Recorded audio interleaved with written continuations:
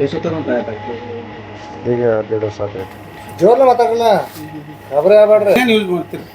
ಏನು ಸಕ್ಕರೆ ಹಾಲು ಅಷ್ಟೇ. ಅವ್ರು ಎಲ್ಲಿ ತರ್ತೀರಿ? ಈಗ 10 ತೊಗೊಂಬರ್ತೀವಿ ರೀ, ಮಿರಜ್ ತೊಗೊಂಬರ್ತೀವಿ. ಈಗ ಮತ್ತೆ ನಿಮ್ಮ ಪರ್ಮಿಷನ್ ಯಾರು ಕೊಟ್ರ ಐಸ್ ಕ್ರೀಮ್ ಮಾಡೋದು? ಪರ್ಮಿಷನ್ ಸರ್ ಪಂಚಾಯತ್ ಕೊಟ್ಟಾರ.